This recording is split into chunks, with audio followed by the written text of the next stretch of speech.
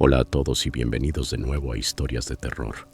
Sé que muchos de ustedes utilizan estos episodios para quedarse dormidos, así que, antes de que se entreguen al sueño, me encantaría que dejaran un comentario diciéndome desde dónde están escuchando en el mundo.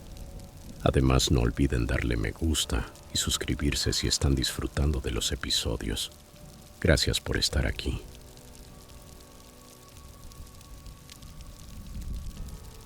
Historia 1. Han pasado 3 meses desde que ocurrió y todavía no logro dormir bien.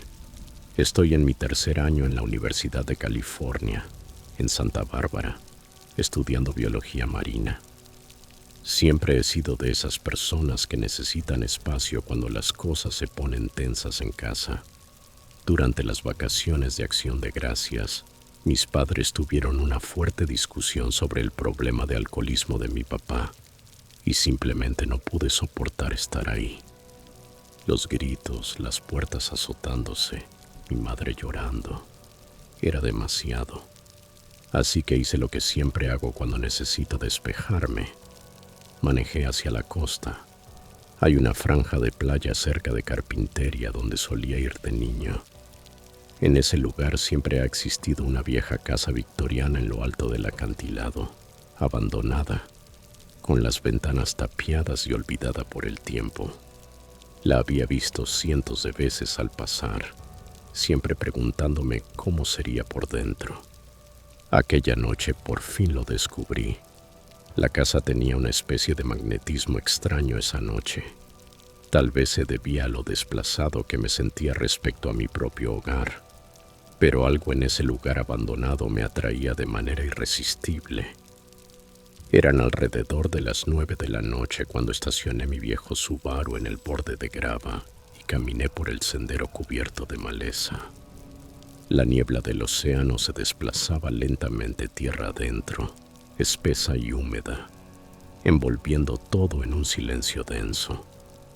La pintura de la casa se desprendía en largas tiras y casi todas las ventanas estaban cubiertas por tablones de madera vieja, hinchada y partida por los años.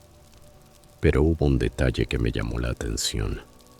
Una de las tablas que sellaban una puerta lateral estaba suelta, apenas sostenida por un par de clavos oxidados.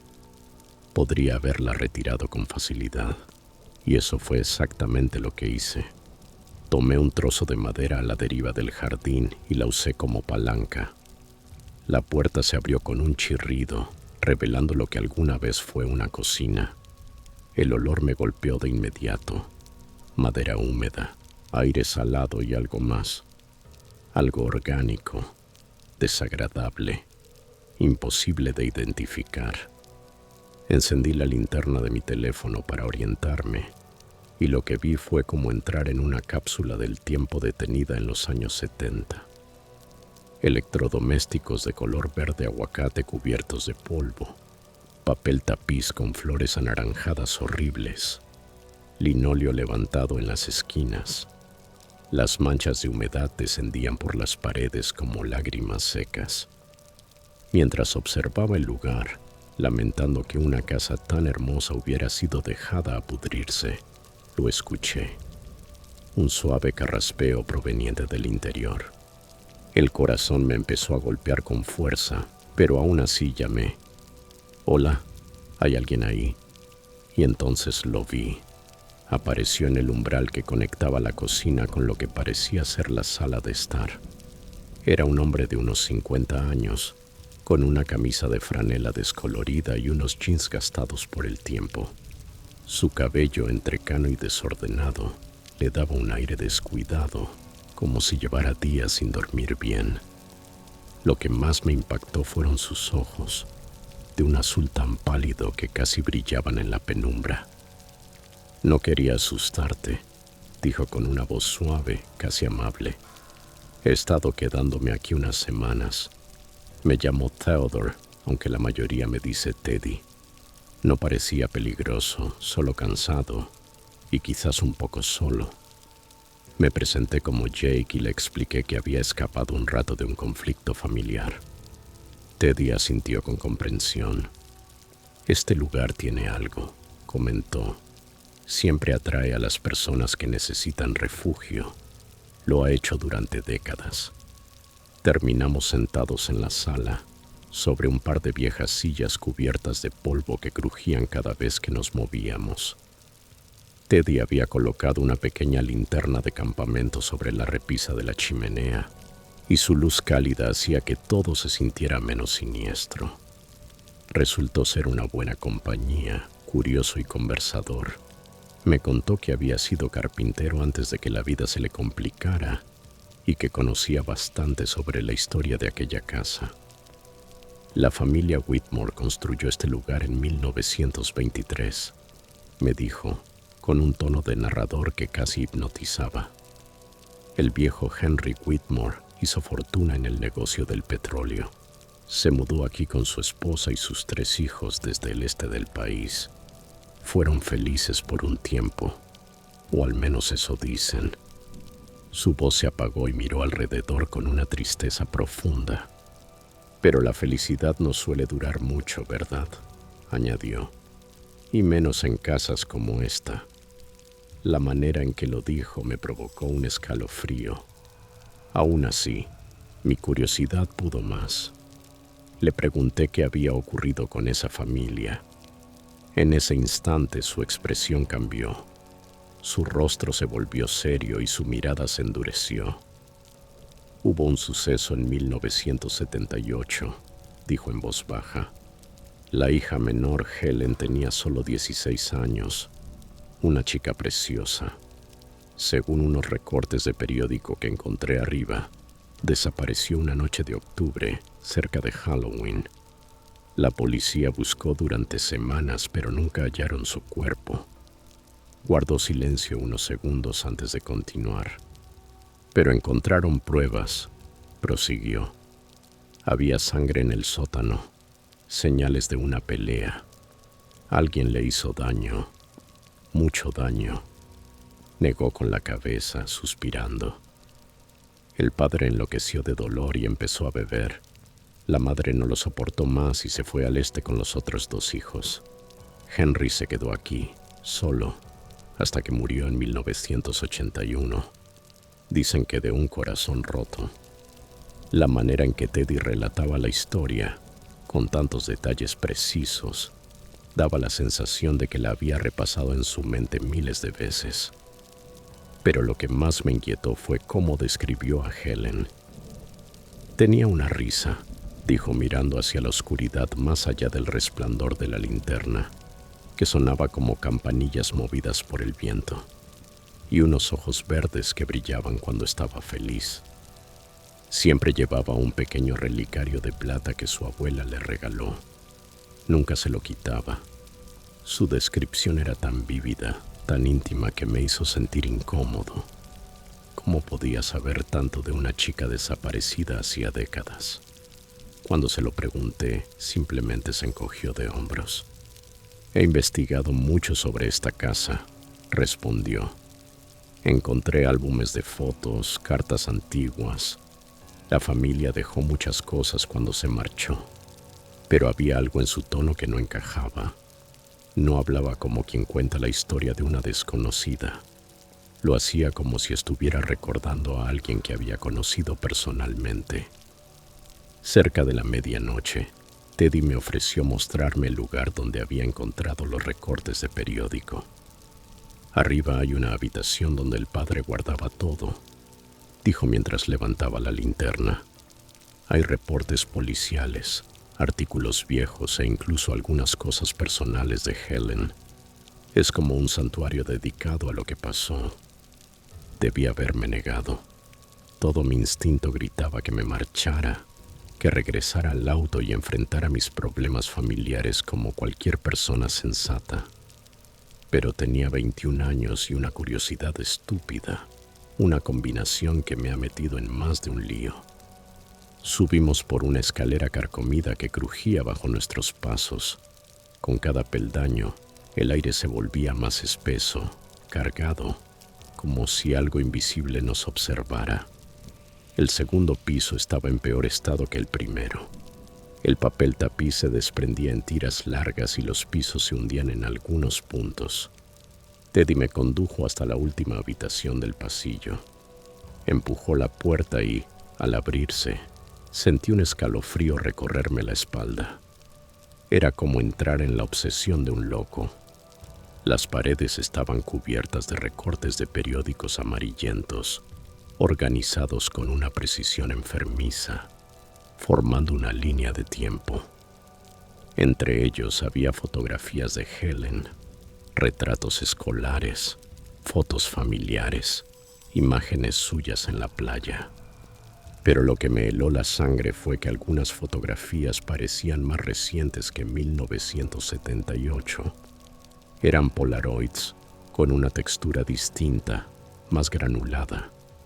En esas imágenes, Helen aparecía con ropa diferente, el cabello peinado de otra forma y una expresión aterrorizada. En una de ellas incluso trataba de cubrirse el rostro con las manos, como si no quisiera ser fotografiada. Teddy me observaba con atención mientras yo examinaba la pared. Cuando señalé lo extraño de las fechas, él sonrió, pero su sonrisa era fría, vacía. El tiempo juega trucos en casas antiguas como esta, murmuró. A veces el pasado y el presente se mezclan. Fue entonces cuando vi el relicario de plata. Estaba sobre una pequeña mesa bajo uno de los recortes, tal como lo había descrito Teddy, ennegrecido por el tiempo, con una H grabada al frente. Mi corazón comenzó a latir con fuerza. Todo encajaba, pero de la peor manera posible. Lo tomé entre mis dedos y de inmediato la expresión de Teddy cambió. Su voz cálida y su tono de narrador desaparecieron, reemplazados por algo plano, sin emoción pero peligroso. No deberías tocar eso, dijo con calma tensa. No te pertenece. Le pregunté cómo sabía tanto sobre Helen, cómo tenía esos objetos personales, pero él simplemente me miró, en silencio, durante unos segundos que se sintieron eternos, y luego empezó a reír, una risa hueca, escalofriante, que rebotó por toda la habitación. He estado cuidando de Helen durante mucho tiempo, dijo finalmente. Es mi amiga especial desde 1978. Tenemos conversaciones maravillosas juntos. La forma en que pronunció amiga me revolvió el estómago, y entonces lo oí, un sonido suave y rítmico, proveniente de las paredes. Un rasguño, como si alguien o algo tratara de comunicarse desde dentro. Teddy también lo escuchó. Sus ojos azules se iluminaron con una emoción enferma. Oh, ya lo sabe, susurró con una sonrisa torcida. Helen siempre se pone inquieta cuando hay extraños en su casa. Se acercó a la pared de donde provenían los ruidos y apoyó su oído contra el papel tapiz descolorido. Shh, tranquila, cariño, murmuró con voz suave, como si calmara a un animal. Papá está aquí. El chico solo quería escuchar tu historia. Fue en ese momento que entendí la magnitud de la pesadilla. Teddy no era un simple vagabundo que había encontrado viejos recortes. Él era el asesino de Helen, y de algún modo imposible ella seguía allí dentro, en esa casa maldita. Apreté con fuerza el relicario entre mis dedos mientras el pánico me recorría el cuerpo. Todo encajaba ahora, de la peor manera posible. Teddy no solo conocía la historia, la había vivido. Retrocedí lentamente hacia la puerta, pero él me observaba con esos ojos brillantes y depredadores. ¿A dónde vas, Jake?, preguntó con voz baja, casi dulce. ¿No quieres conocer a Helen de verdad? Ha estado tan sola todos estos años. Creo que te agradaría. Eso fue suficiente para hacerme correr. No solo salí de la habitación, salí de esa casa como si mi vida dependiera de ello. Y probablemente así era. Bajé los escalones casi a ciegas, tropezando, mientras el eco de su risa llenaba el pasillo. Crucé la cocina y empujé la puerta lateral con tanta fuerza que los tablones se astillaron al abrirse. Detrás de mí, la voz de Teddy resonó una vez más, pero algo había cambiado. Ya no sonaba como un hombre de 50 años. Su tono era más profundo, más antiguo, como si viniera de un lugar muy lejano. Jake, me llamó. No seas grosero. Helen solo quiere jugar. Llegué a mi coche con las manos temblando tanto que apenas logré meter la llave en el encendido. Arranqué de golpe y salí derrapando del camino de grava. Mientras me alejaba, miré por última vez por el retrovisor. Allí en la ventana del piso superior vi dos siluetas, una alta y otra más pequeña, ambas mirándome marchar. Conduje directamente hasta la estación de policía de Carpinteria y conté todo lo ocurrido. La casa, Teddy, las fotos, los ruidos en las paredes. Tomaron mi declaración y prometieron enviar una patrulla al día siguiente. Los oficiales revisaron el lugar, pero según el informe no encontraron a nadie, ni rastro de ocupación, ningún saco de dormir, ni linterna, ni recortes, nada. Solo una casa vieja, podrida y olvidada. Sin embargo, descubrieron algo en la habitación de arriba.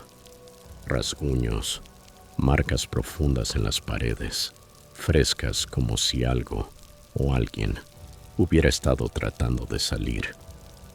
El oficial con el que hablé me dijo que probablemente se trataba de mapaches u otros animales, pero yo sé lo que escuché, sé lo que vi. Han pasado 3 meses desde aquella noche y aún no logro dormir bien.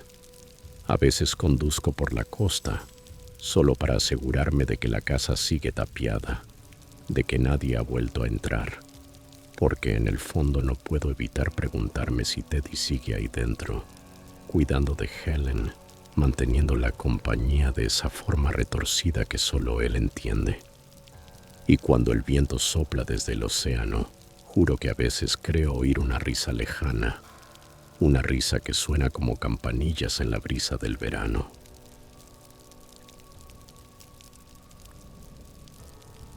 Historia 2. Crecimos en Cedar Ridge, Michigan, y desde que tengo memoria, mi hermana Lily y yo escuchábamos murmullos sobre Wonderland Park. Aquel lugar había sido nuestro sitio favorito durante los veranos, hasta que todo cambió en 2006, cuando Tommy Brennan, un niño de 7 años, desapareció durante la celebración del 4 de julio. Después de eso, el parque cerró de un día para otro, dejando tras de sí un cementerio de atracciones oxidadas, pintura descascarada y un silencio que parecía respirar por sí solo. La primavera pasada, regresamos a casa para el funeral de nuestra abuela. No teníamos la menor intención de acercarnos a ese lugar maldito, pero el dolor puede hacer que las personas hagan cosas extrañas. Aquella tarde húmeda de jueves, nos encontramos conduciendo junto a la valla de alambre que rodeaba el viejo parque, recordando cómo la abuela solía llevarnos a comer algodón de azúcar y a montar en el carrusel. Fue Lily quien propuso que entráramos, solo por nostalgia.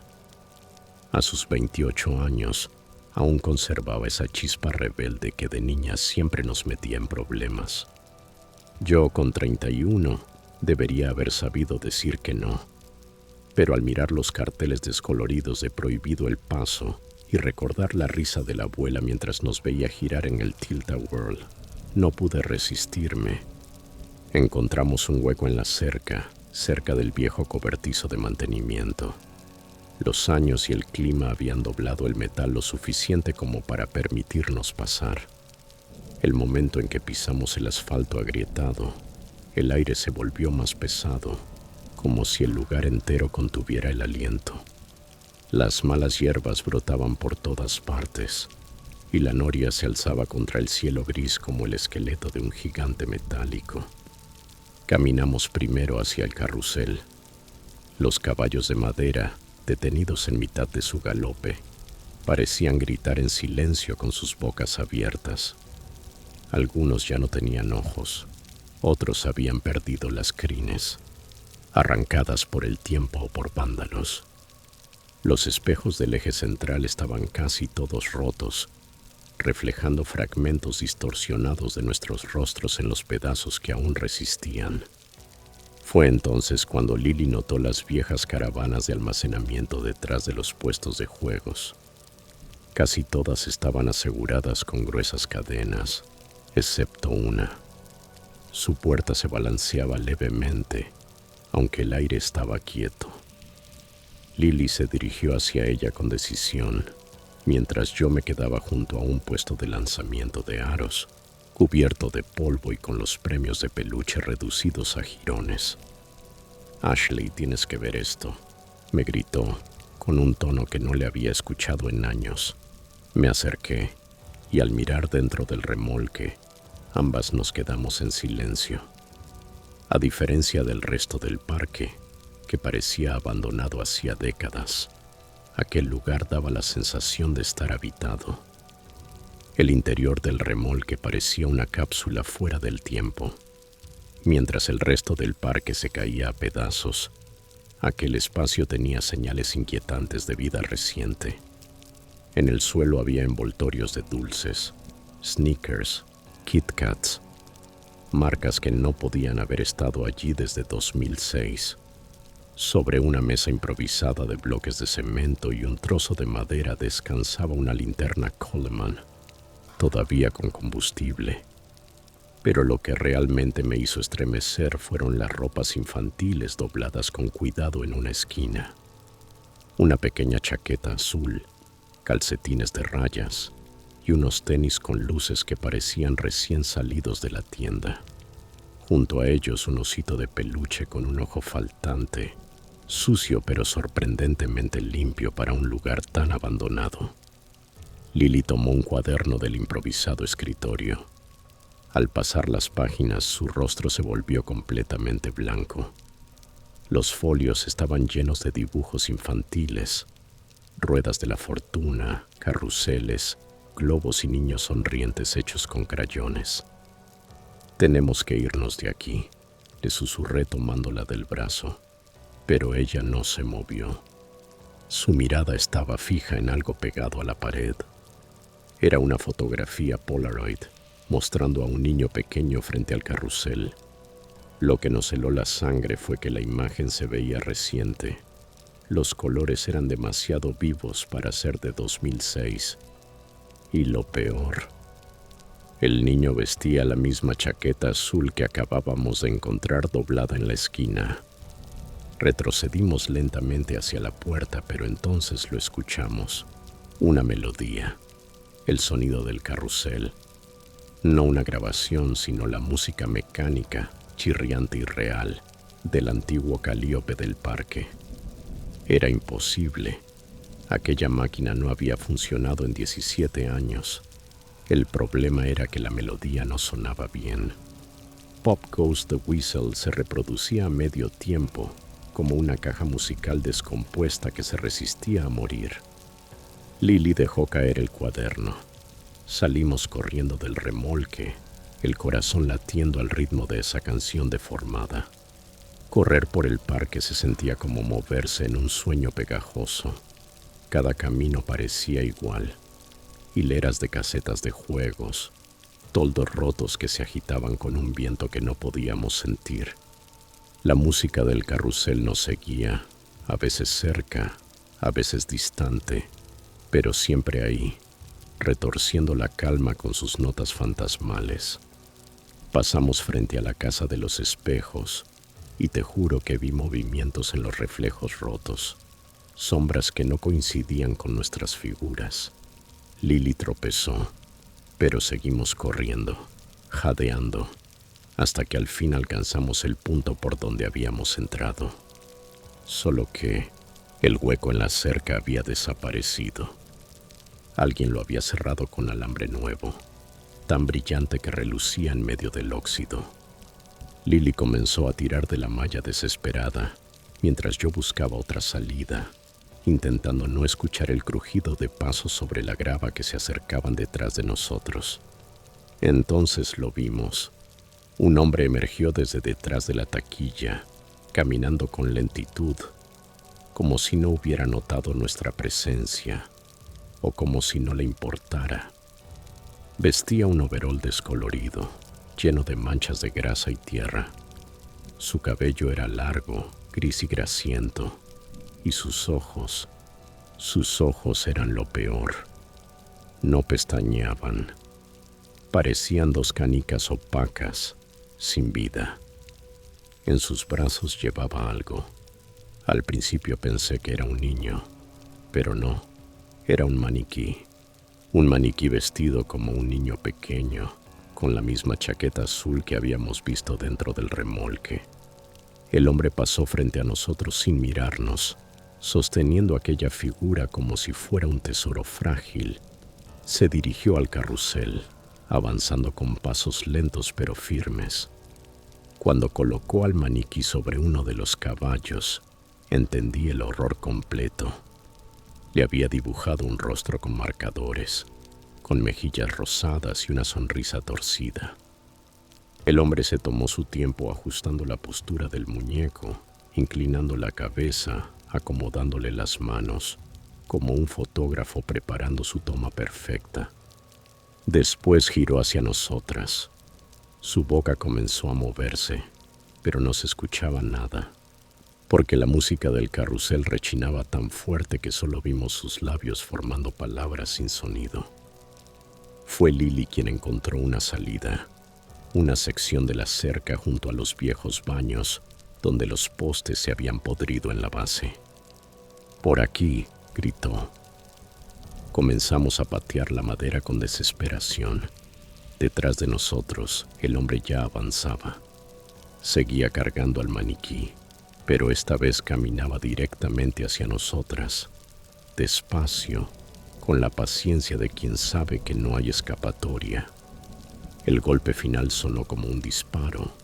La madera podrida se dio con un crujido seco y nos arrastramos por el hueco apenas lo suficientemente grande para pasar. Sentí como sus dedos rozaron el hombro de Lily, dejando una mancha oscura sobre su chaqueta. Una vez afuera corrimos sin mirar atrás, con las piernas temblando y el corazón golpeando en el pecho.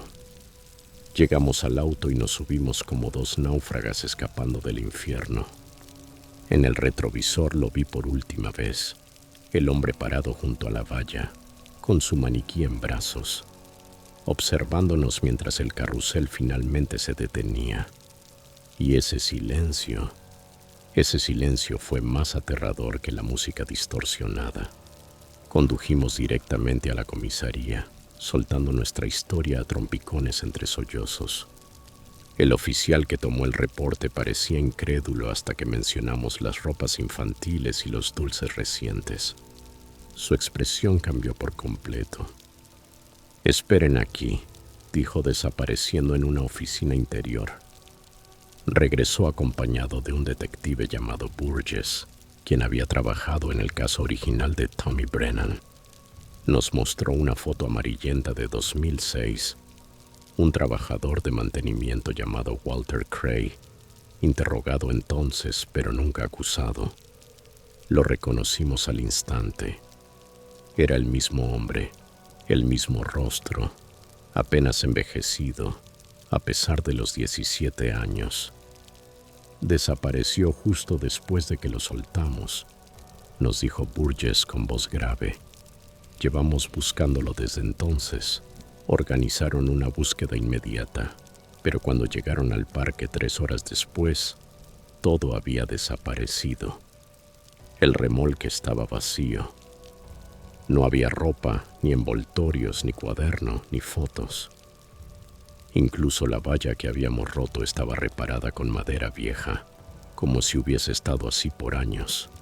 Lo único que encontraron fue la chaqueta de Lily, manchada con la suciedad de la mano de Cray, y una Polaroid enganchada entre los alambres de la cerca. Pero no era la foto del niño, era una nueva. Mostraba a 2 mujeres corriendo por el parque, congeladas en pleno pánico. Nosotras. Ninguna recordaba haber sido fotografiada. La investigación siguió abierta. La policía vigiló el área durante meses, Pero Walter Cray se esfumó de nuevo, como si nunca hubiera existido. 6 meses después, Wonderland Park fue demolido. Durante la excavación, el equipo descubrió un sistema de túneles subterráneos, usados originalmente para mantenimiento, pero que habían sido ampliados y convertidos en habitaciones habitables. Allí hallaron más ropa infantil, cientos de Polaroids que abarcaban varias décadas, y diarios detallados en los que Cray describía una y otra vez cómo recreaba el día en que Tommy Brennan desapareció. Había vivido todo ese tiempo bajo el parque, saliendo solo para buscar provisiones y escenificar sus retorcidas representaciones. Nunca lo encontraron, pero sí encontraron a Tommy. Sus restos estaban bajo el carrusel, junto a los de otros 3 niños desaparecidos de pueblos cercanos. Las familias al fin tuvieron algo de cierre. La policía cree que Cray huyó del estado al darse cuenta de que lo habíamos descubierto. Lily y yo no hablamos mucho de lo ocurrido, pero a veces me llama de madrugada, incapaz de dormir. Ambas seguimos soñando con la melodía ralentizada del carrusel y con el hombre que llevaba su maniquí en brazos. El detective Burgess nos dijo que tuvimos suerte. Si hubiéramos llegado 1 hora más tarde, cuando caía la noche, quizás habríamos terminado siendo parte de su colección. A veces paso en auto por el terreno vacío donde antes estaba Wonderland Park. Siempre acelero, nunca me detengo, nunca miro demasiado. Ahora hay un jardín conmemorativo para los niños, lleno de flores y un pequeño parque de juegos. De día es hermoso, se oyen risas, el viento huele a verano y todo parece lleno de vida. Pero yo sé lo que había debajo, y sé que en algún lugar Walter Cray probablemente está armando otra función enfermiza, esperando que los curiosos se acerquen una vez más.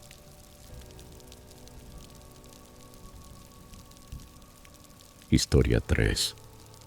Hay cosas que nos ocurren de niños y que cargamos con nosotros por el resto de la vida. Lo que voy a contar pasó en el verano de 1987, cuando yo tenía 16 años. Escribo esto aquí porque ya no puedo seguir guardándolo dentro. Quizá alguien logre entender por qué este recuerdo me ha perseguido durante 35 años. En aquel entonces era solo otro adolescente aburrido en un pequeño pueblo de Pensilvania, pasando mis días con 3 chicos tan inquietos y tontos como yo. Nos llamábamos amigos, pero en realidad solo éramos 4 jóvenes unidos por la cercanía y las travesuras compartidas. Ese verano fue insoportablemente caluroso, de esos que hacen que respirar se sienta como tragar algodón húmedo. Estábamos desesperados por encontrar algo, cualquier cosa, que rompiera la monotonía de nuestro pueblo sin salida. Fue entonces cuando alguien mencionó el sanatorio Riverside, un antiguo hospital para tuberculosos que llevaba casi 20 años abandonado en las afueras del pueblo. El edificio era enorme, una mole de ladrillo de 5 pisos, alzándose contra el cielo como una sombra de pesadilla. Había sido construido en los años 40, en la época en que se creía que el aire fresco y el aislamiento podían curar la tuberculosis. Cuando cerró sus puertas en 1968, cientos de personas habían muerto allí dentro, y desde entonces el lugar se había ganado una reputación de estar maldito o embrujado. Los adolescentes del pueblo contaban historias, luces encendiéndose en habitaciones sin electricidad, ruidos en los pasillos, figuras moviéndose tras las ventanas tapiadas. Tal vez todo eran rumores, pero incluso los chicos más valientes bajaban la voz al hablar del sanatorio. Fue Kevin quien finalmente propuso que entráramos. Kevin era el líder no oficial de nuestro grupo, alto, atlético, con esa sonrisa arrogante que hacía que los profesores lo odiaran y las chicas se enamoraran. Tenía el talento de convertir cualquier estupidez peligrosa en una aventura irresistible. Esa tarde estábamos en las vías del tren, detrás del supermercado, compartiendo una lata tibia de Coca-Cola y quejándonos de lo aburrido que era todo. De repente Kevin soltó: deberíamos colarnos en el sanatorio. Los demás lo miramos como si acabara de sugerir que asaltáramos un banco. Bobby, el más nervioso, se mordía las uñas y siempre temía meterse en líos. Chris, el callado, parecía frágil, pero era sorprendentemente valiente cuando hacía falta. Y yo era el que siempre terminaba siguiendo a Kevin, aunque mi instinto gritara que era una pésima idea. Y como era de esperar, eso fue lo que hice ese día. Mi estómago me decía que debíamos ir al arcade o a pescar al río, pero no quería quedar como un cobarde. El plan era simple, o eso parecía. Iríamos en bicicleta hasta el sanatorio después del anochecer. Entraríamos por una abertura en la cerca y exploraríamos solo la planta baja durante 1 hora. Nada más. Kevin incluso llevaba una cámara desechable para sacar fotos y presumir en la escuela. Acordamos encontrarnos junto a la torre de agua a las 9 de la noche, cuando nuestros padres pensarían que estábamos en algún sitio inofensivo. El resto del día fue eterno. Inventé 1000 excusas para no ir, que me sentía enfermo, que mis padres necesitaban ayuda, que podíamos hacerlo el fin de semana. Pero cada vez que intentaba retractarme, Kevin me lanzaba esa mirada de decepción silenciosa y tragaba mis palabras. Cuando llegó la noche ya no había vuelta atrás. El aire seguía pesado, las luciérnagas titilaban entre las sombras y los mosquitos nos devoraban vivos mientras pedaleábamos por las calles vacías del pueblo dormido. A medida que subíamos la colina que llevaba al sanatorio, la silueta del edificio apareció contra el cielo estrellado, enorme, inmóvil, casi vigilándonos. La cerca que rodeaba el sanatorio medía casi 2,5 metros de alto, coronada con alambre de púas oxidado. Pero Kevin, como siempre, ya había hecho su tarea. Había encontrado un punto donde la malla estaba cortada, seguramente por otros chicos que habían tenido la misma gran idea. Pasamos 1 a 1 por el hueco, empujando las bicicletas con cuidado para no hacer demasiado ruido. El terreno alrededor del edificio estaba cubierto de maleza, con arbustos que nos llegaban a la cintura y veredas de cemento agrietadas por las raíces de los árboles. A la tenue luz de la luna, el lugar parecía un monstruo dormido. El aire también era diferente allí. No olía a verano ni a césped recién cortado, sino a algo estancado, químico, casi medicinal, como si el edificio aún respirara su pasado de hospital. Dejamos las bicicletas escondidas entre unos matorrales y nos acercamos a la entrada principal. Las enormes puertas de madera estaban aseguradas con cadenas y candados viejos, pero Kevin no se rindió. «Por aquí», susurró, llevándonos hacia un muelle de carga lateral. Una de las puertas metálicas estaba entreabierta, sostenida por una enredadera gruesa que había crecido a través del hueco. El espacio era justo lo bastante grande para colarnos, y antes de que alguno pudiera cambiar de opinión, Kevin ya había desaparecido dentro. El cambio fue inmediato. En cuanto cruzamos el umbral, la temperatura bajó al menos 10 grados. El aire era denso, húmedo, como si el edificio nos tragara enteros. Nuestras linternas apenas lograban abrir pequeños túneles de luz en la oscuridad. El pasillo era estrecho, con paredes cubiertas de pintura descascarada y manchas oscuras de humedad que parecían moretones. El suelo crujía bajo nuestros pasos, lleno de vidrios rotos, yeso y cosas que no quise mirar demasiado. Cada sonido rebotaba en los muros, multiplicado por el eco, hasta que parecía que el edificio nos escuchaba. Esperaba que alguno dijera «vámonos», pero Kevin ya iba adelante, barriendo el lugar con la linterna como si estuviera buscando un tesoro. Bobby lo seguía de cerca, intentando aparentar valentía, pero podía oír su respiración temblorosa. Chris iba detrás de mí, con la linterna apuntando al suelo, evitando mirar las puertas abiertas que se alineaban a ambos lados del pasillo. Pasamos por varias habitaciones vacías, camas oxidadas, armarios metálicos con las puertas torcidas y un grafiti rojo que decía «Sal de aquí», en una pared desconchada. Bobby hizo un chiste nervioso, pero nadie se rió. El olor era lo peor. No solo a moho o polvo, sino algo más, algo orgánico, rancio, como carne podrida mezclada con desinfectante. Un olor que se te metía en la garganta y te hacía sentir enfermo. Kevin seguía avanzando con esa mezcla de entusiasmo y miedo que lo definía. Empujaba puertas, gritaba «Hola» en voz alta, fingiendo que no le temía a nada. Pero en su tono había algo que traicionaba la verdad. Estaba tan asustado como nosotros. Exploramos varias salas de pacientes, hasta que encontramos una puerta de madera verde, distinta de las demás. Kevin la abrió y un soplo de aire helado nos golpeó de lleno. «Debe de ser el sótano», dijo con una sonrisa forzada.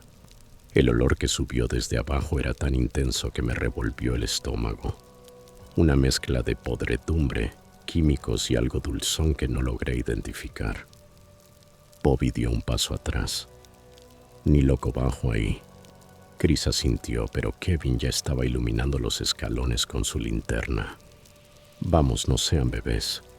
Solo miramos una habitación y nos vamos». Debí haberlo detenido. Debí haber apoyado a los otros. Pero en cambio dije, «Está bien, iré contigo». Y esas fueron las palabras más estúpidas que he dicho en mi vida. El sótano era un laberinto de pasillos angostos y habitaciones diminutas. El eco de nuestros pasos sonaba distinto allí, apagado, como si las paredes absorbieran el sonido. Kevin iba adelante y cada tanto disparaba el flash de su cámara desechable. Cada fogonazo nos cegaba por un segundo, mostrando imágenes breves y horribles. Camillas de metal con correas, sillas de ruedas cubiertas de polvo, frascos vacíos y bandejas quirúrgicas oxidadas. En una habitación encontramos expedientes médicos tirados por el suelo, hojas amarillentas con nombres y fechas de los años 50 y 60. Kevin los hojeaba fascinado, leyendo nombres de pacientes muertos hacía décadas. Yo solo quería salir de allí.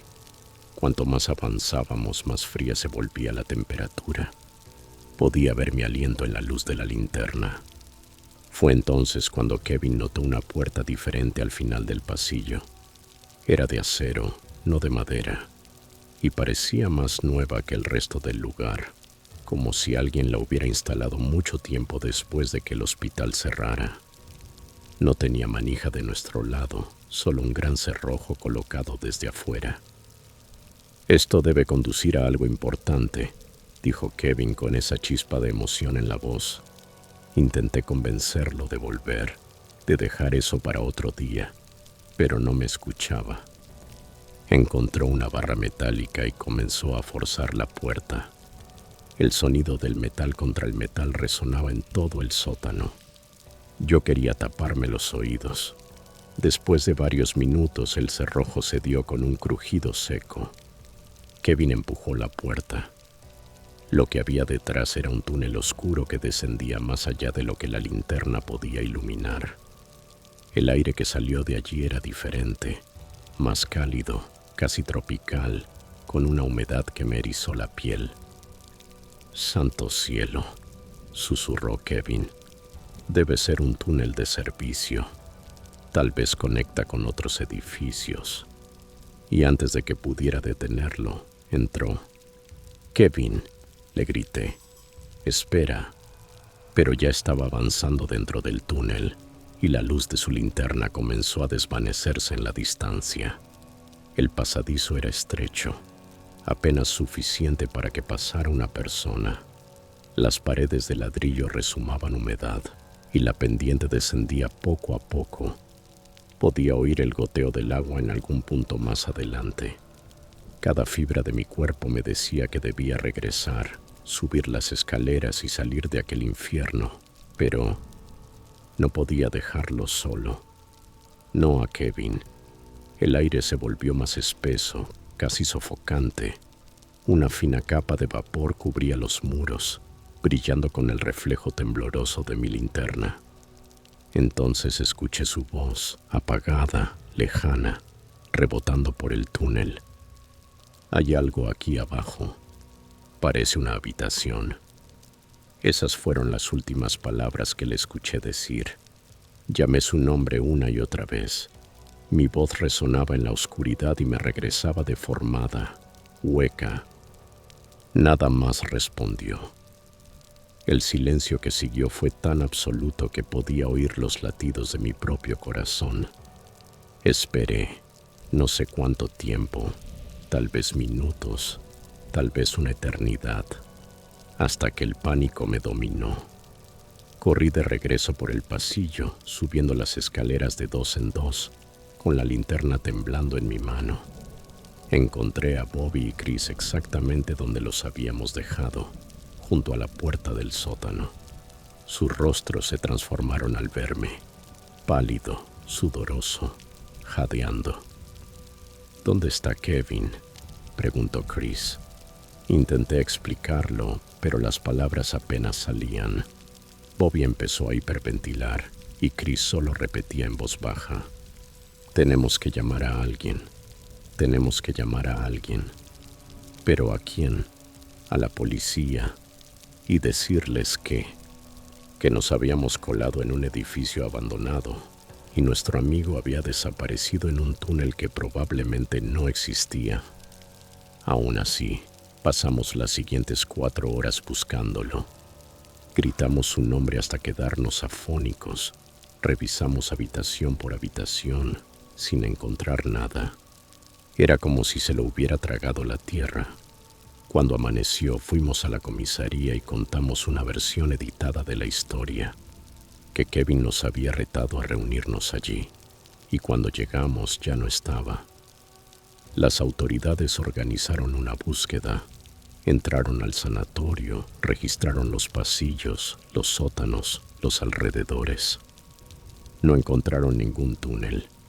El pasaje de acero que recordaba estaba sellado con una pared de ladrillos envejecidos, como si hubiera estado allí por décadas. El caso quedó archivado tras 3 meses. Los padres de Kevin insistieron en que había huido, que quizás se fue haciendo autostop rumbo a California. Nosotros 3 nunca volvimos a hablar de lo ocurrido y con el tiempo nos distanciamos.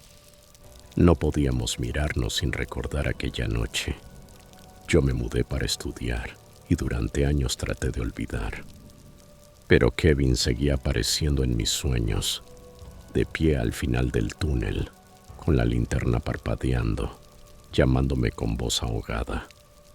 Pasaron más de 3 décadas y en 2019 recibí una llamada de Chris. La ciudad había decidido demoler el viejo sanatorio para construir un centro comercial. Durante los trabajos de demolición, los obreros encontraron restos humanos sellados dentro de un túnel de mantenimiento bloqueado desde el interior. Los análisis dentales confirmaron lo impensable. Eran los restos de Kevin. El forense no pudo determinar la causa de muerte. No había señales de violencia, ni fracturas, ni heridas visibles.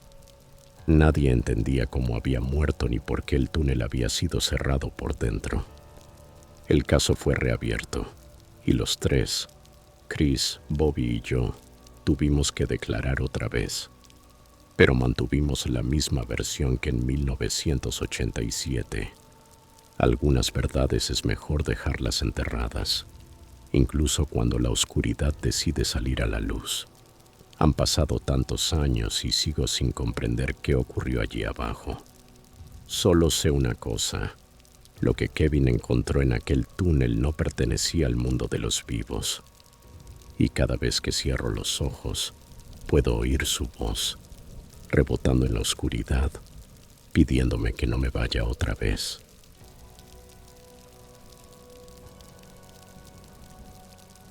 Historia 4. Trabajo como fotógrafo independiente y febrero de 2022 iba a ser por fin mi gran oportunidad. Había conseguido una asignación con National Geographic para capturar la aurora boreal en la naturaleza salvaje de Alaska. Era el tipo de trabajo con el que había soñado desde la universidad. A mis 31 años empezaba a recibir el reconocimiento por el que había luchado tanto. Años de dormir en mi vieja Ford Explorer, recorriendo el país en busca de la foto perfecta. Este viaje era más que un trabajo. Era la validación de todo ese esfuerzo. Llevaba meses preparándome. Estudié patrones climáticos, seleccioné ubicaciones sin contaminación lumínica y planifiqué una ruta precisa a lo largo de la carretera de Alaska, con paradas predeterminadas para capturar el cielo en su forma más pura. Ya había hecho expediciones en solitario, pero nunca tan remotas. Nada en lo que el pueblo más cercano estuviera a cientos de kilómetros de distancia, entre montañas y hielo interminable. La mañana en que partí desde Fairbanks, el pronóstico anunciaba cielos despejados durante una semana. Perfecto. Cargué el equipo en la camioneta. Cámaras y baterías extra, comida de emergencia, saco de dormir para menos 40 grados Celsius, bengalas y un comunicador satelital alquilado especialmente para el viaje. Ese aparato podía enviar mensajes incluso en los lugares más aislados, conectándome con los servicios de rescate en caso de emergencia. Lo había probado antes de salir. Funcionaba perfectamente. Mi ruta me llevaría por algunos de los paisajes más hermosos y peligrosos de América del Norte. Había marcado campamentos, puntos de referencia y hasta estructuras abandonadas donde podría refugiarme si algo salía mal. Pero lo que no planifiqué fue lo rápido que todo podía desmoronarse cuando la civilización se vuelve un recuerdo lejano. Los primeros 3 días fueron perfectos. Logré capturar imágenes espectaculares cerca de Denali, fotografías tan nítidas y mágicas que sentí que mi carrera estaba a punto de despegar. El cielo se llenaba de luces danzantes, verdes, violetas, azules, moviéndose como si el universo respirara. El frío era brutal, pero la adrenalina me mantenía despierto.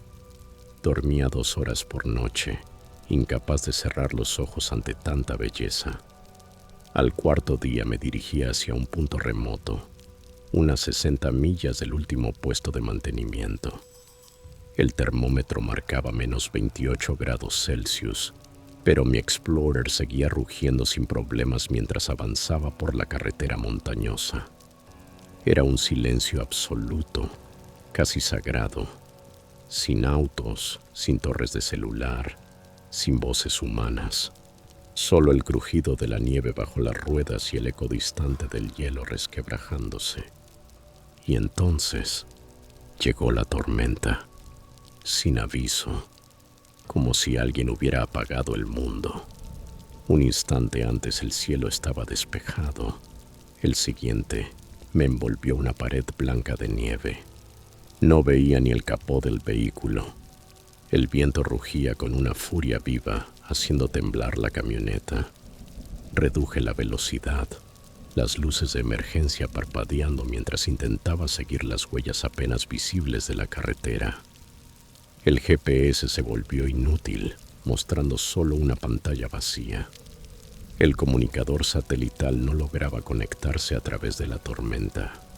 Conduje, o eso creí, durante media hora que pareció una eternidad. Y de pronto sentí como las llantas traseras patinaban. La carretera había desaparecido bajo una capa de nieve fresca. El vehículo se deslizó de lado y quedó atrapado en un banco de nieve de casi 1 metro de profundidad. El motor se apagó. Solo quedaba el rugido del viento, empujando contra el metal como si quisiera arrancarlo de su sitio. Intenté todo: acelerar, balancear el vehículo, excavar con las manos hasta que los dedos se me entumecieron. Incluso puse las alfombrillas bajo las ruedas para ganar tracción. Nada funcionó. El frío comenzó a filtrarse en mis huesos. Sabía que si me quedaba allí, no sobreviviría la noche. Había leído demasiadas historias de viajeros que morían congelados a metros de refugio sin saberlo. Tomé mi mochila de emergencia, el comunicador y la cámara, y empecé a caminar. El viento me golpeaba como cuchillas. Apenas podía ver mis propios pies. Pero si seguía lo que suponía era la carretera, tal vez encontraría algún refugio. Cada paso era una batalla contra la nieve que me llegaba a las rodillas. El aire me quemaba los pulmones y el frío se colaba incluso por las costuras de mi abrigo térmico. Después de unos 20 minutos, cuando el pánico empezaba a instalarse, vi algo entre la nevada. Una figura oscura, angular, con forma humana, o más bien humana en su creación. Una cabaña. Era una cabaña vieja, hecha de tablones de madera ennegrecidos por el tiempo, con un techo metálico medio colapsado y ventanas tan sucias que parecían negras. Un cartel torcido junto a la puerta decía: propiedad privada, prohibido el paso. Bajo otras circunstancias habría obedecido la advertencia, pero en ese momento, con el frío mordiéndome los huesos y la vida escapando de mi cuerpo, no me importaban las leyes de propiedad privada. Había algo más: humo. Una delgada columna gris salía de la chimenea. Eso significaba fuego, y fuego significaba calor. Alguien estaba allí dentro. Subí los escalones del porche, que crujieron bajo mi peso. La nieve estaba intacta, salvo por un solo conjunto de huellas que llevaban hasta la puerta. Eran viejas, tal vez de 1 o 2 días, ya medio borradas por la ventisca. Golpeé fuerte gritando que estaba perdido y necesitaba ayuda. Nada. El viento rugía tan alto que mi voz apenas se oía. Probé el picaporte. Giró con facilidad. El olor me golpeó de inmediato. Una mezcla de tabaco rancio, ropa sucia y algo metálico. Algo que olía a sangre. El interior estaba en penumbra, iluminado solo por las brasas moribundas de una chimenea de piedra y el gris difuso que entraba por las ventanas. «Hola», llamé. «¿Hay alguien aquí?» Nadie respondió. Avancé con cautela. El lugar era un desastre. Latas de cerveza vacías sobre la mesa, platos sucios amontonados en un fregadero seco, ropa tirada por todas partes. Y entonces lo vi. En el sofá junto al fuego yacía un hombre boca abajo, inmóvil. Llevaba una camisa de franela, unos jeans sucios y el cabello oscuro, pegado al cráneo con lo que parecía sangre seca. Me acerqué despacio. Su pecho se movía. Estaba respirando. Tenía un corte profundo en la cabeza, ya cicatrizado, pero mal curado. La parte racional de mí gritaba que debía irme, pero no podía dejar morir a alguien. Cerré la puerta para conservar el calor y me acerqué. Fue entonces cuando noté las manchas en el suelo, rastros oscuros que se extendían desde la cocina hasta el sofá. El mobiliario estaba volcado, una lámpara rota en el suelo y en la pared opuesta, agujeros de bala. No era el escenario de un accidente, era una escena de violencia. Me agaché junto al hombre y le toqué el hombro. Su piel estaba fría pero no helada. Tenía pulso, débil pero constante. Saqué mi teléfono por instinto, pero recordé, sin señal.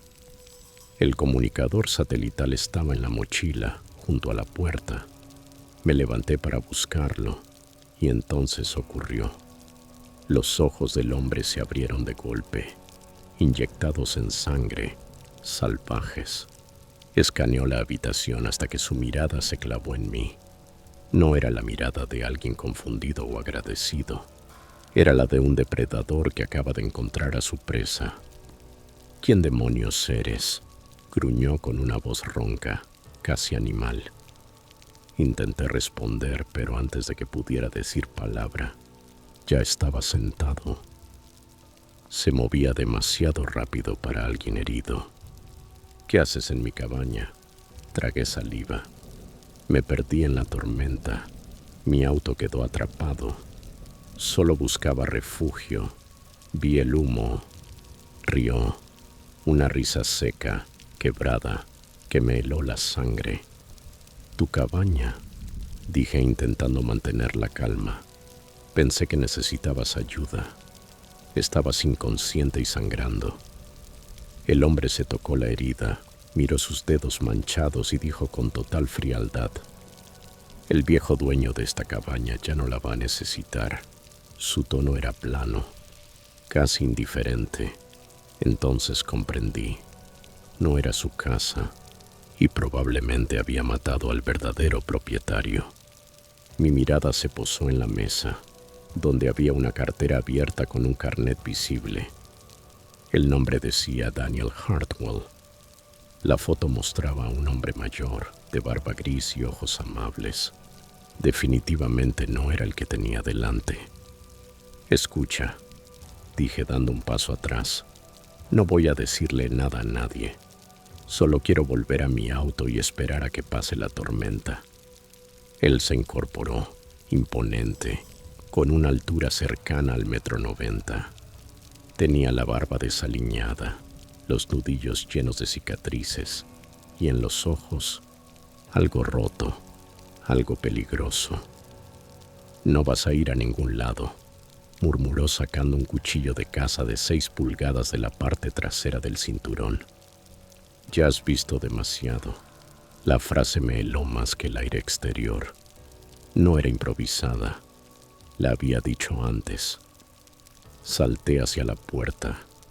Él se movió más rápido de lo que creí posible. El filo del cuchillo me rozó el hombro izquierdo, cortando el abrigo y la piel. El dolor fue instantáneo, pero el pánico me dio fuerzas. Empujé la puerta con todo mi peso y salí a la tormenta. El viento me golpeó la cara como un látigo de hielo. Detrás de mí, escuché sus gritos y pasos mientras intentaba seguirme. Me lancé hacia el bosque, resbalando entre ramas y raíces ocultas bajo la nieve. Corría sin dirección. Solo quería poner distancia entre él y yo. El frío quemaba la herida, pero seguí moviéndome. Sabía que, si me detenía, no sería el clima quien me mataría. Tras varios minutos, o tal vez una eternidad, los sonidos detrás de mí desaparecieron. Me escondí detrás de un tronco caído, jadeando, la sangre tibia empapando mi camisa. Saqué el comunicador satelital con dedos entumecidos, sin señal. El maldito aparato seguía bloqueado por la tormenta. Sabía que debía seguir caminando para no congelarme, pero estaba perdido. Entonces recordé algo. En mis notas había marcado una estación de guardabosques a unas 5 millas al noreste. Si lograba llegar, tendría refugio y radio. Orienté mi brújula y empecé a avanzar. Cada paso dolía. Cada inhalación me desgarraba los pulmones. Pero la imagen del anciano de la licencia, Daniel Hartwell, me empujaba a seguir. Pensé en cómo ese hombre, quien quiera que fuera, probablemente lo había asesinado sin remordimiento, y no iba a permitir que yo fuera su siguiente víctima. Caminé hasta el amanecer. El cielo comenzó a aclararse y la tormenta finalmente cedió. Entonces, entre los árboles, vi una columna de humo elevándose hacia el cielo rosado. Era la estación de los guardabosques. Nunca me había alegrado tanto de ver un edificio en mi vida.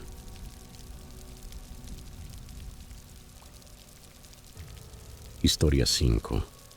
El verano en que cumplí 17 fue probablemente los 3 meses más aburridos de mi vida. Me quedé atrapado en la zona rural de Vermont, sin nada que hacer salvo ayudar a mi padre en su taller mecánico o quedarme en casa viendo Netflix. Casi todos mis amigos consiguieron trabajo en el diner del pueblo o ayudaban a sus familias con las labores del campo. Yo me estaba volviendo loco esperando a que empezara el año senior. En mi casa no nadábamos en dinero precisamente. Mamá trabajaba como secretaria en el juzgado del condado y el pequeño taller de papá apenas nos mantenía a flote. Aún así eran buenas personas que confiaban en que yo tomaría decisiones sensatas. Nuestro pueblo era de esos donde todos saben la vida de todos. Lo más emocionante que pasa en el año es cuando el equipo de fútbol del instituto llega a regionales. Por eso, cuando mi amigo Lucas me llamó una noche a finales de agosto para sugerir que fuéramos a explorar el viejo centro de rehabilitación Riverside, acepté sin pensarlo. El lugar llevaba unos 5 años cerrado tras un escándalo por maltrato a pacientes. Estaba a 15 millas del pueblo, rodeado de bosque denso y prácticamente olvidado por el mundo. El plan parecía inofensivo. Vernos a medianoche, subirnos a la Ford Pickup destartalada de Lucas y pasar un par de horas recorriendo el edificio abandonado con linternas. Además de Lucas y yo, iban Megan, novia de Lucas desde sophomore year, y su hermano menor Tyler, siempre empeñado en demostrar que era lo bastante maduro para juntarse con nosotros, los mayores. Habíamos oído los típicos rumores de pueblo, muertes misteriosas, experimentos ilegales, las historias de fantasmas de siempre cuando un edificio lleva vacío demasiado tiempo. Pero siendo sinceros, éramos 4 adolescentes aburridos buscando un poco de emoción y fotos chulas para las redes. El edificio era una estructura enorme de ladrillo de 3 pisos, que debió de verse impresionante en los años 60, cuando lo construyeron. Ahora se alzaba como un monumento al abandono. Ventanas rotas en todos los pisos, grafitis en los muros bajos y maleza asomando por las grietas del aparcamiento. Parecía sacado de una película de terror. No teníamos ni idea de que nuestra aventura se convertiría en la noche más aterradora de nuestras vidas. Nos reunimos en la vieja gasolinera de la Ruta 7 justo antes de medianoche. Se notaba que todos estábamos emocionados, intentando disimularlo. Tyler no paraba de hacer chistes sobre fantasmas para asustar a Megan, mientras Lucas revisaba por tercera vez su mochila para asegurarse de que llevaba suficientes pilas. El trayecto fue casi en silencio. El sonido de la grava bajo las ruedas y classic rock sonando bajito en la radio. Cuando por fin entramos en el aparcamiento cubierto de maleza, los faros iluminaron la entrada principal y juro que el sitio imponía más de noche que cuando lo veía de día desde el coche. Las puertas principales estaban encadenadas, pero Lucas se había informado. Conocía una entrada lateral junto al muelle de carga donde unas tablas se habían desprendido. Aparcamos tras unos arbustos altos para ocultar la camioneta desde la carretera. Tomamos nuestras linternas y rodeamos el edificio. La noche era espesa y húmeda, con los grillos cantando desde el bosque que rodeaba la propiedad por 3 lados. La entrada lateral estaba justo donde dijo Lucas, una puerta con el rótulo «Solo personal», las ventanas cubiertas con contrachapado y un par de tablas flojas fáciles de apartar. Tyler pasó primero, escurriéndose por la abertura y desapareciendo en la oscuridad. Detrás fue Megan intentando hacerse la valiente, aunque mirándonos de reojo con nerviosismo. Lucas sostuvo las tablas mientras yo me colaba. Luego pasó él y dejó caer de nuevo los tablones. Apenas cruzamos, la temperatura cayó como 10 grados y nos golpeó un olor a moho, como cartón húmedo mezclado con algo medicinal que te arrugaba la nariz. Estábamos en lo que antes fue un cuarto de almacenamiento. Estanterías metálicas vacías pegadas a las paredes y papeles desperdigados por el suelo. Tyler ya estaba recorriendo todo con la linterna, iluminando manchas de agua en el techo y grafitis dejados por otros intrusos. Entonces el haz de luz dio con algo que nos detuvo. Huellas frescas en el polvo, demasiado recientes para ser de quien hubiera entrado meses o años atrás. Seguro que fueron otros chavales que vinieron hace poco, murmuró Lucas, pero le noté la duda en la voz. Decidimos permanecer juntos y avanzar por un pasillo largo hacia lo que debía de ser la recepción principal. Nuestras linternas proyectaban sombras extrañas que bailaban en las paredes, y cada sonido pequeño parecía amplificado por el eco del edificio vacío. A los lados, puertas abiertas dejaban ver habitaciones de pacientes peladas, con alguna silla rota o equipo médico disperso. A medio pasillo, Megan me agarró del brazo y apuntó con la linterna hacia una habitación. En el suelo, como si alguien lo hubiera montado con calma, había una cama improvisada, un saco de dormir, ropa doblada y un par de botellas de agua vacías alineadas en la esquina. El saco estaba abierto y la almohada conservaba una hendidura reciente, como si alguien hubiera estado tumbado allí. Tyler iba a entrar para mirar mejor, pero Lucas le sujetó del hombro y negó con la cabeza. Nos quedamos en silencio, asimilando lo que eso significaba. Quizá deberíamos irnos, susurró Megan, pero Tyler ya se deslizaba hacia la siguiente habitación, cortando la oscuridad con su linterna. Lo que encontramos allí hizo que mi corazón se disparara. Alguien había montado una cocina de campaña, un hornillo de gas portátil, latas apiladas con orden y una nevera que zumbaba suavemente. Lo peor era una lata de sopa abierta sobre una mesa improvisada, con una cuchara dentro. Tyler acercó la mano y la retiró de golpe, como si se hubiera quemado. La sopa estaba tibia. Nos miramos todos pensando lo mismo. Quienquiera que viviera allí no estaba solo cerca. Seguía en el edificio. Entonces lo escuchamos. Pasos en el piso de arriba, lentos, deliberados, como si intentaran ser sigilosos y no lo lograran del todo. Se detuvieron justo encima de nuestras cabezas. Las tablas viejas del suelo crujieron con el peso de alguien. La linterna de Tyler temblaba apuntando al techo. Megan se pegó a Lucas respirando rápido. Lucas nos hizo señas para retroceder hacia el pasillo y empezamos a movernos despacio, tratando de no hacer ruido.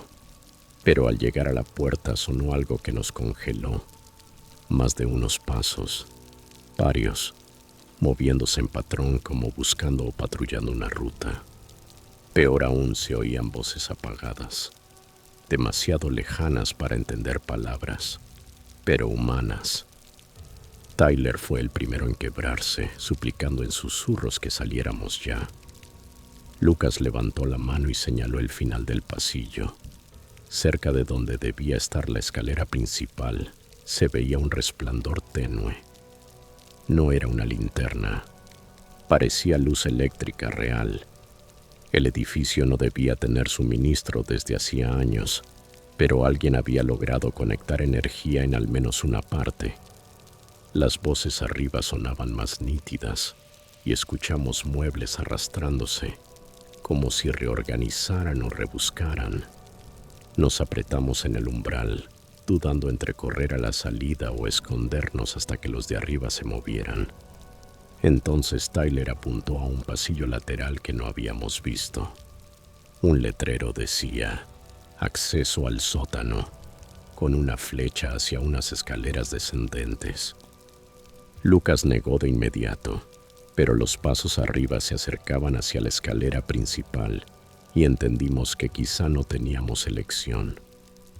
El sótano parecía nuestra mejor opción para ocultarnos mientras planeábamos cómo volver a la salida. Bajamos por el pasillo lateral lo más silenciosamente posible. Las linternas creaban sombras danzantes que volvían todo aún más siniestro. Las escaleras eran estrechas, de hormigón, con barandillas metálicas frías y humedecidas por condensación. Cuanto más bajábamos, más pesado se hacía el aire, y al olor medicinal se sumó otro, como un vestuario sin limpiar en meses. A mitad de escalera las voces de arriba se volvieron mucho más claras. Quien estuviera allí había notado que no estaban solos. El sótano era peor que los pisos de arriba. Un laberinto de corredores bordeados por antiguas salas de tratamiento, con equipos oxidados y camillas cubiertas por años de polvo. Lo más inquietante, se notaba actividad reciente. En una sala, un taller improvisado con herramientas ordenadas sobre una mesa metálica. En otra, expedientes de pacientes apilados con cuidado. La peor sala era una especie de cuarto de observación con múltiples monitores conectados a lo que parecía un sistema de seguridad casero. Las pantallas estaban apagadas, pero varias lucecitas LED parpadeaban en la oscuridad. Tyler susurró que veía cables de cámaras corriendo por el techo y perdiéndose en agujeros taladrados en el hormigón. Comprendimos con horror creciente que quien vivía allí llevaba semanas o meses vigilando el edificio y casi con seguridad sabía dónde estábamos en ese mismo instante. Los pasos arriba cesaron. Quedó un silencio tan denso que dolía. Estábamos decidiendo hacia dónde ir cuando se oyó otro sonido. Alguien descendía las escaleras del sótano, lento, premeditado, intentando no hacer ruido, sin conseguirlo del todo. Eran pisadas pesadas de alguien mucho más grande que cualquiera de nosotros, deteniéndose cada pocos escalones, como afinando el oído. Lucas me agarró del brazo y señaló un pasillo de mantenimiento que se internaba aún más. Empezamos a movernos en esa dirección, pero no recorrimos ni 6 metros cuando una voz surgió desde la escalera. Una voz grave y ronca que canturreaba con un tono falso y pegajoso que me heló la sangre. Hablaba de visitantes, de cuánto tiempo hacía que no tenía compañía, de que esperaba que no pensáramos marcharnos tan pronto. La voz reverberaba por los corredores, imposible ubicarla con precisión, pero cada vez más cerca. Megan lloraba en silencio, tapándose la boca con la mano. Tyler miraba hacia la escalera con pinta de salir corriendo. Lucas, el único que parecía pensar, nos indicó seguir más adentro, lejos de aquella voz que ahora tarareaba una melodía que no reconocí. El pasillo de mantenimiento desembocó en la sala de calderas, un espacio amplio lleno de tuberías y maquinaria gigantes que llevaban años sin usarse. Incluso allí había señales de vida reciente. Una silla junto a una ventana, recipientes de comida vacíos apilados y un área para dormir montada detrás de la caldera. La voz se acercaba. Se escuchaban murmullos sobre protocolos, procedimientos y que la instalación seguía operativa pese a lo que creyera el exterior. Lucas encontró al fondo una puerta metálica con el letrero "Salida de emergencia". Tiró de ella y nada. Estaba soldada por dentro. Atrapados. La única salida era volver por donde habíamos venido, hacia la voz. Entonces Tyler vio un rayo de luna. Un ventanuco cerca del techo que daba a una especie de pozo exterior o desagüe. Estaba parcialmente roto. Sería muy justo, sobre todo para Lucas, que era el más corpulento, pero tal vez nuestra única oportunidad. La voz sonaba ya irritada, como frustrada por no hallarnos. Empezó a golpear tuberías y patear cosas. El estruendo retumbó por todo el sótano. Lucas impulsó a Tyler primero.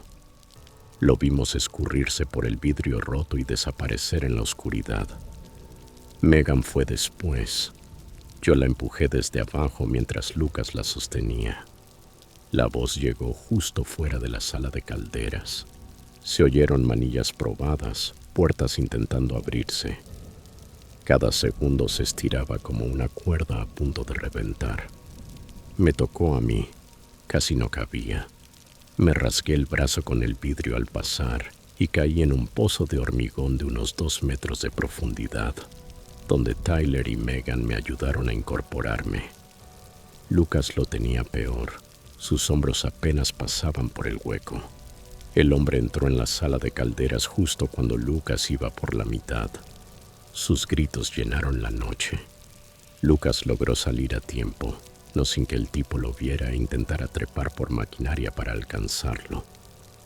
Corrimos por el bosque alrededor del edificio, las ramas arañándonos la cara y los brazos, hasta llegar a la camioneta. Las llaves le temblaban a Lucas en la mano mientras intentaba arrancar. A lo lejos, una luz, linterna, se movía por el edificio. Salimos disparados sin decir palabra. Nadie podía procesar lo que acababa de pasar. A la mañana siguiente, Lucas llamó a la policía de forma anónima para informar que alguien vivía en el edificio abandonado. Cuando inspeccionaron, encontraron el lugar completamente vacío, sin equipo de acampada, sin sistema de cámaras, sin rastro de que nadie hubiera estado allí. Hasta hoy sigo teniendo pesadillas con esa voz llamando desde la oscuridad, y jamás he podido explicar lo que vivimos esa noche.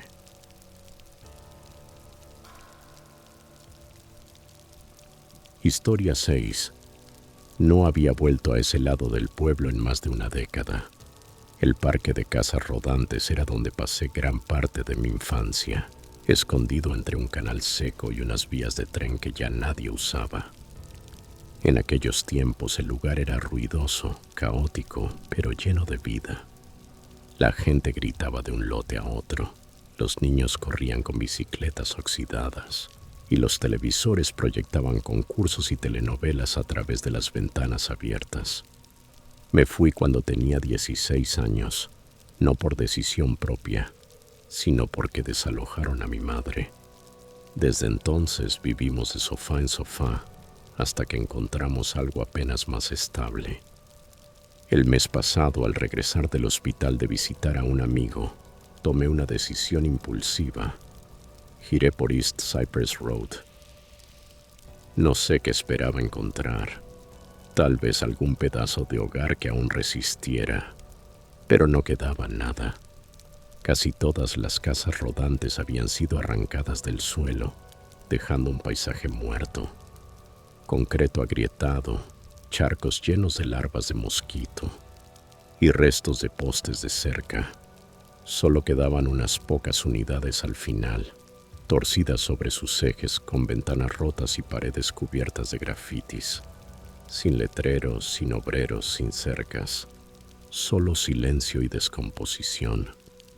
Aparqué mi coche donde solía estar nuestra vieja unidad.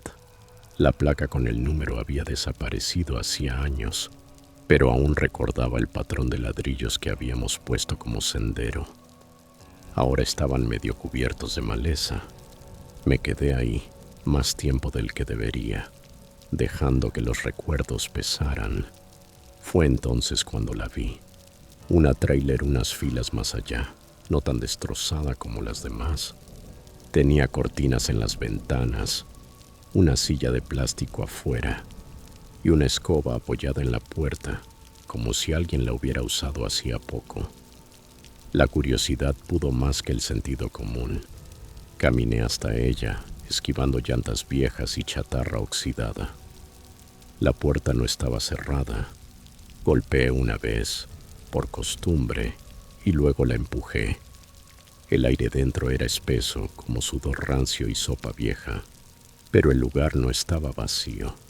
Había latas apiladas con orden sobre el mostrador, un saco de dormir tendido en el suelo y una radio antigua sobre una caja de leche, sintonizada en una estación AM llena de estática.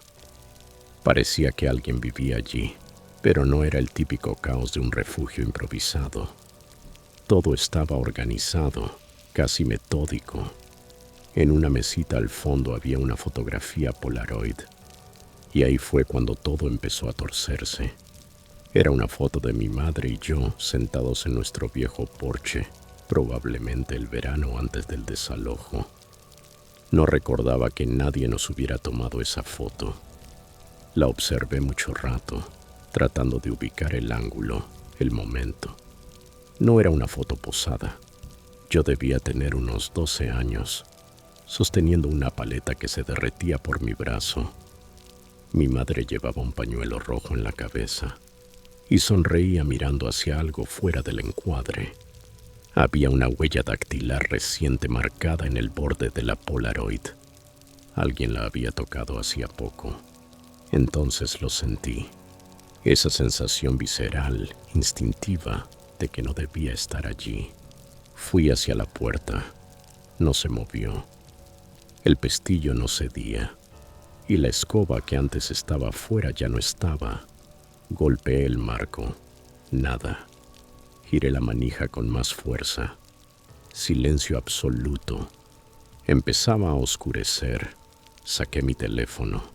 Sin señal. Aún así envié un mensaje a mi esposo, por si acaso llegaba más tarde. No quise gritar. El aire dentro del tráiler tenía algo contenido, como si el sonido no pudiera escapar. Recorrí el interior de nuevo, con calma. Junto al saco había una barra de granola a medio comer. La radio ahora transmitía voces bajas, como si alguien rezara. No podía entender las palabras. Se me erizó la piel. Ya no estaba sola. Caminé hacia la parte trasera. Intenté abrir la ventana del baño, clavada desde fuera. Entonces lo oí. Un clic suave, inconfundible, desde uno de los gabinetes bajo el fregadero. No quise moverme. Escuché. Algo se deslizaba dentro, un roce metálico, como dedos acariciando una bandeja. Retrocedí sin quitar la vista del gabinete. No se abrió, pero sabía que lo que fuera ahí dentro, sabía que yo estaba allí. Tomé lo primero que encontré, una linterna de plástico sin baterías. Avancé hacia la puerta. Esta vez no probé el picaporte. Me lancé contra ella con el hombro. 1, 2 veces. Nada. La puerta ni se movió. El gabinete crujió. Corrí a la cocina, empujé la mesa contra él y busqué la escoba. Estaba allí otra vez, apoyada junto a la puerta, como si alguien la hubiera puesto de nuevo mientras yo no miraba. La tomé y la usé como palanca, intentando abrir la puerta. Fue entonces cuando escuché una voz masculina detrás de mí. Tranquila y en silencio. No es seguro allá afuera. Me giré tan rápido que derribé la escoba. No había nadie, ni una sombra, ni en la ventana. Solo yo y el crujido del tráiler movido por el viento. Mi respiración sonaba como si hubiera corrido kilómetros. Esperé oír pasos. Nada. Decidí no esperar más. Corrí al dormitorio pequeño, arranqué la malla de la ventana y la pateé hasta doblar el marco inferior. Me arrastré afuera, arañándome los brazos, y eché a correr sin mirar atrás. Llegué al coche, cerré de golpe, bloqueé las puertas por reflejo. El tráiler seguía allí, tranquilo, como si nada hubiera pasado, como si no me hubiera tragado durante 1 hora. Antes de irme miré por el retrovisor. En la ventana alguien de pie. Sostenía la Polaroid. Conduje directo a la comisaría del condado. No pasé por casa. No llamé a nadie. Entré cubierta de tierra y miedo. Le conté al oficial de guardia, Morris, que alguien vivía en un tráiler condenado y que me habían encerrado dentro. No se sorprendió. Solo suspiró y dijo, otra vez. Al parecer no era la primera denuncia. Mandó una patrulla y me pidió esperar. Intenté hablarle de la foto, pero su expresión lo decía todo. Ya no les importaba ese lugar. Demasiadas quejas, demasiado dinero perdido. A la mañana siguiente Morris me llamó. Fueron al sitio esa noche. El tráiler estaba vacío, sin saco, sin comida, sin radio. Solo armarios rotos y el piso deformado. Ni rastro de la Polaroid. Dijo que probablemente era algún vagabundo y que todo sería derribado en 2 semanas. Caso cerrado. Pregunté si podían saber quién había vivido allí, si había huellas o registros. Me miró como si le hiciera perder el tiempo. Señora, es un tráiler abandonado. Nadie ha estado legalmente allí en años. Pero yo sé lo que vi, y sé que esa foto no era una simple coincidencia. Alguien la había guardado, como si significara algo. No dejo de pensar en eso. ¿Por qué alguien tendría una foto de mi madre y de mí? ¿Por qué seguir allí tantos años después? ¿Y cómo sabían que volvería justo ese día? Eso es lo que más me atormenta. La escoba que se movió, la puerta cerrada desde fuera, la voz que habló solo una vez, porque no necesitaba repetirse. Una semana después volví a pasar por el lugar. Todo había sido arrasado, incluso los árboles. Solo tierra y grava donde antes estaban las casas rodantes. Pero cuando llegué al punto exacto, donde estuvo aquel tráiler, vi algo apoyado sobre un montón de ladrillos. La misma escoba, erguida, perfectamente recta. No bajé del coche, solo la observé balancearse suavemente con el viento, como si alguien acabara de soltarla. No he vuelto desde entonces, y no pienso hacerlo jamás.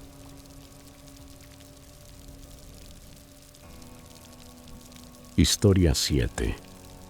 En aquella época trabajaba para el Estado, con base en un pueblito cerca de la frontera con Nuevo México.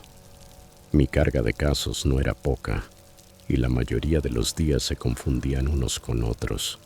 Visitas domiciliarias, informes para el tribunal, el desorden habitual. El orfanato llevaba casi 10 años cerrado, pero su nombre aún aparecía de vez en cuando en expedientes viejos o en quejas en voz baja que nunca pasaban del escritorio de admisión. Los niños que salieron de allí quedaron dispersos en hogares de acogida o simplemente se esfumaron. Ese mes, por fin, estaba programada su demolición y por alguna razón el departamento me pidió hacer una última revisión, quizá para limpiar la conciencia. No hubo una orden oficial, solo una sugerencia silenciosa de mi supervisora. Tal vez sea bueno caminar la propiedad. No hice preguntas. El edificio estaba solo, en el borde de un campo reseco. La malla ciclónica apenas se sostenía en algunos tramos. Recuerdo el olor, ese olor que cargan los edificios viejos, moho, polvo y algo más difícil de nombrar, como empapado de recuerdos.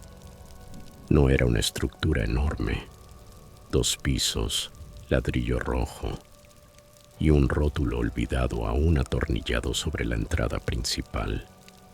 Las puertas delanteras estaban entornadas cuando llegué, sin señales de robo, pero ciertamente sin llave. Supuse que chatarreros o adolescentes aburridos ya habían saqueado la mayor parte y no esperaba encontrar gran cosa. Entré con linterna, cuaderno y botella de agua, planeando estar menos de 1 hora. Por dentro estaba peor de lo que imaginé. Muebles volcados, archiveros vaciados, grafitis en media pared. Algunas habitaciones aún conservaban papel tapiz con animalitos, conejos, osos, tan descoloridos que parecían fantasmas. Fui revisando cuarto tras cuarto, en su mayoría almacenes y dormitorios con literas aún atornilladas al piso. En lo que había sido la enfermería, encontré un montón de informes de incidentes metidos a presión en un cajón. Las hojas estaban medio hechas trizas y dañadas por el agua, pero aún se veían algunas fechas. Sin embargo, lo que me llamó la atención no fueron los informes, sino un armario metálico en la esquina, extrañamente limpio, como si alguien le hubiera pasado un trapo recientemente. Estaba encajado con fuerza contra la pared, pero cuando me apoyé, el mueble se corrió 1 centímetro hacia la izquierda. El corazón me dio un brinco. Respiré hondo y empujé otra vez. Detrás, encajonado en el piso, había un panel de madera cuadrado, con un aro de hierro oxidado en el centro. Una trampilla, quizá para servicios o almacenaje antiguo. No coincidía con los planos que había sacado del archivo esa misma mañana. Me agaché, tiré del anillo y el panel se abrió con un quejido. Unas escaleras de concreto estrechas descendían a la oscuridad. Olía a tierra, metal y algo más que no supe identificar. Rancio. No estaba segura de bajar, pero ya había llegado hasta allí. Puse la linterna al máximo y empecé a descender, un paso cuidadoso a la vez. Las escaleras terminaban en un pasadizo angosto, apenas más ancho que mis hombros. Las paredes eran de cemento rugoso y el aire estaba inmóvil, de manera antinatural. Cada sonido que hacía rebotaba como si el túnel no quisiera guardar secretos. Seguí caminando, moviendo el haz de luz por tuberías metálicas viejas y vigas de madera. El piso tenía una leve pendiente hacia abajo, lo cual me inquietó. No era un simple hueco o un viejo sótano de raíces. Esto se había construido con intención. A unos 20 metros, el túnel se abrió a un cuartito, no más grande que un closet de mantenimiento. Y allí lo vi, un saco de dormir.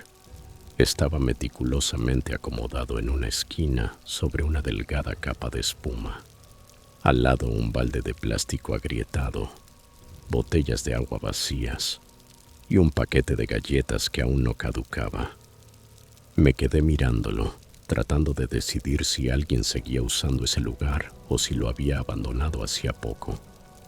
En el polvo del suelo había huellas pequeñas y los bordes de la colchoneta estaban curvados, como de uso frecuente. Mi instinto gritaba que no debía estar allí, pero no podía irme todavía. Necesitaba entender qué era ese sitio, por qué existía, por qué no aparecía en los planos originales. Saqué el teléfono para tomar una foto, pero no había señal y la linterna del móvil no abría. Fue entonces cuando noté que mi linterna principal empezaba a atenuarse. Le di unos golpecitos, esperando un falso contacto, pero la luz seguía muriendo. Las baterías estaban a tope cuando lo comprobé esa mañana. Me di la vuelta para regresar por donde vine y, justo al pasar la boca del túnel, escuché un arrastre brusco de pies detrás de mí. No era una rata, no era un eco. Eran pasos deliberados sobre concreto. El pecho se me encogió. Me quedé inmóvil, escuchando. El aire pesaba, como si el túnel contuviera la respiración. Me giré lentamente, levantando la linterna, pero el haz apenas alcanzaba 1,5 metros. El túnel se perdía en sombras y no distinguía nada con claridad. El sonido volvió, más suave, como si alguien igualara mi ritmo para permanecer fuera de mi vista. Retrocedí hacia la escalera sin perder de vista el pasadizo. No quería llamar. No quería oír una voz. Había algo en ese silencio entre cada paso que lo volvía peor, como si esa persona, quien fuera, no tuviera prisa. Solo esperaba a que yo entrara en pánico primero. Seguí retrocediendo hasta chocar con el primer escalón. No me atreví a dar la espalda. Subí uno por uno, con la linterna parpadeando a cada movimiento. A mitad de escalera me arriesgué a mirar por encima del hombro. No había nadie, o al menos nada que pudiera ver. Pero los pasos habían cesado, y de algún modo eso era peor. Empujé la trampilla, salí a la habitación de golpe, casi tumbando el armario en mi apuro. No me detuve a cerrarla. Salí corriendo del edificio como si estuviera en llamas. Ya en el coche cerré con seguro y me quedé 1 minuto entero sin encenderlo. Mi linterna ya estaba muerta. Saqué las baterías, seguían buenas. Abrí el compartimento y miré adentro. Los contactos metálicos estaban corroídos, como si algo se los hubiera comido. La había comprado 3 semanas antes. Cuanto más lo pensaba, menos sentido tenía aquel cuarto. Alguien había estado viviendo allí recientemente, en silencio, y nadie había dicho una palabra. No presenté un informe completo. Solo anoté inestabilidad estructural y subniveles no documentados, nada más. Una semana después me enteré de que la demolición se había retrasado. Aparentemente alguien encontró sangre en el túnel. Sin cuerpo, sin herramientas, solo un rastro seco sobre el cemento y un montón de tela hecha trizas donde había estado el saco. El Estado selló el sitio, a la espera de más investigación, pero sé que nadie continuó. Pregunté discretamente. Todos actuaron como si nunca hubieran oído hablar del lugar, como si el edificio hubiese sido solo una molestia burocrática y no un sitio donde niños dormían o desaparecían. No he vuelto. Cambié de trabajo unos meses después y me mudé 2 condados más allá, pero pienso en ese túnel más a menudo de lo que quisiera admitir. No porque me asuste lo que había abajo, es al revés. Me aterra lo normal que se veía, lo cuidadosamente oculto que estaba, como si no pretendiera ser hallado, pero tampoco quería ser olvidado.